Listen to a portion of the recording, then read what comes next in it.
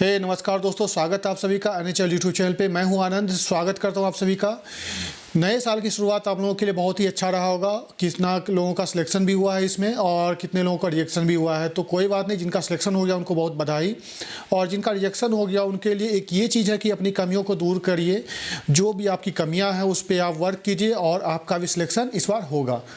तो यहाँ पे इस वीडियो में बात करने वाले हैं कि आप कहाँ लैग कर रहे हो। ओके, आप जो एग्ज़ाम दे रहे हो, चाहे वो कोई भी एग्ज़ाम हो, चाहे वो पीओ लेवल का हो या क्लर्क लेवल का हो, कहाँ पे आप लैग कर रहे हो या क्या कमी रह जा रही है आपके अंदर, तो उसके बारे में हम डिस्कस करेंगे। तो अभी तक आपने इस चैनल को सब्सक्राइब नहीं किया, ज़रूर सब्सक्राइब करें और अपने दोस्तों के साथ भी ज़रूर शेयर करें। अभी जैसे कि एसबीआई क्लर्क का आप लोगों ने प्रीलिम्स दिया होगा और आप लोगों का बहुत अच्छा एग्जाम भी गया होगा। ओके, और बहुत लोगों का अभी एसबीआई पीओ का मेंस का जो रिजल्ट है उसमें भी सिलेक्शन हुआ होगा, और वो अगले फेज जो होता है इंटरव्यू के लिए, उसके लिए उनका सिलेक्शन भी हुआ होगा। तो मैंने भी दिया था आरबी असिस्टेंट का प्रीलिम्स, क्लियर किया था। मेंस मैंने भी दिया था 31 अक्टूबर को, और उसके बाद जाके एसबीआई पीओ का मेंस मैंने दिया था। जैसे कि आपको मैंने बताया था, एसबीआई पीओ का मेंस मैंने भी दिया था। तो मेरा भी मेंस क्लियर हो चुका है और अब इंटरव्यू के लिए अब तैयारी कर रहा हूँ फ़िलहाल कि इंटरव्यू देना है एसबीआई पीओ के लिए। और रही बात की एसबीआई पीओ मेंस के लिए आपको क्या करने हैं, तो जैसे मैं पहले से बताते आ रहा हूँ कि आपको मैं आपको यही कह रहा हूँ कि नियमित प्रैक्टिस, ठीक है, रेगुलर बेसिस पे यदि आप प्रैक्टिस करते हैं तो आपका जो भी आपके अंदर कमियां हैं, जो भी अभी तक आपका एग्ज़ाम नहीं निकल पा रहा है, चाहे वो एसबीआई पीओ का हो या एसबीआई क्लर्क का हो या कोई भी अदर एग्ज़ाम हो, जो भी आपका भी नहीं निकल पा रहा है, या फिर जो आने वाले एग्ज़ाम हैं इस साल में, जितने भी आने वाले अपकमिंग एग्ज़ाम है, उसके लिए आप अच्छे से तैयारी भी कर पाओगे। तो देखो, सबसे पहली बात ये होती है कि यदि आप अभी भी ज़्यादा समय नहीं गया है, जो भी आप अभी तक प्रिपरेशन करते आ रहे होगे, जैसे कि एसबीआई पीओ के मेंस के लिए किए होगे या फिर आरबी असिस्टेंट मेंस के लिए किए होगे या और भी अदर जैसे एग्जाम हुए थे, सभी के लिए आपने करंट अफेयर पढ़े ही होंगे। तो आपको उसी तरह से पढ़ते जाना है, ठीक है, रेगुलर वे में। लेकिन अब मैं ये कह रहा हूँ कि अपने आप को एक तरह से चैलेंज लो, ठीक है, 180 डेज का चैलेंज लो, 180 डेज का चैलेंज लो अपने लिए।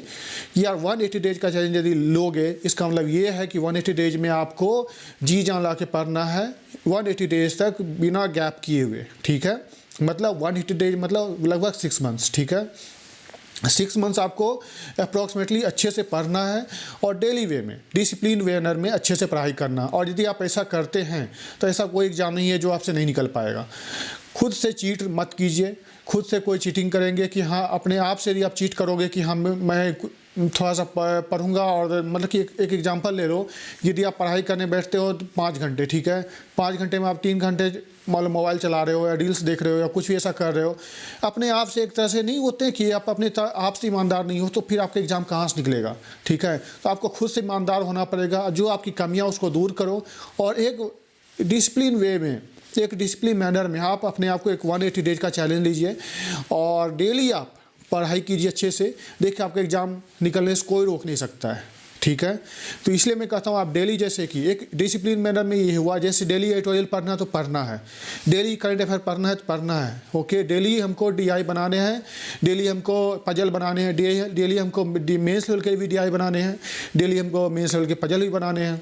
ओके, तो इस तरह से जो आपका एक स्ट्रेटजी होगा उसको आपको फॉलो करते रहना है, वो पैशनेटली, पेशेंस के साथ पूरा अच्छे से एक नियमित तौर पे आपको फॉलो करना है। ओके, इससे क्या होगा कि आपका एक इतना अच्छा आदत हो जाएगा और आपका धीरे धीरे करके स्पीड इतना ग्रो करेगा कि आप दूसरों से बहुत आगे निकल जाओगे, ठीक है।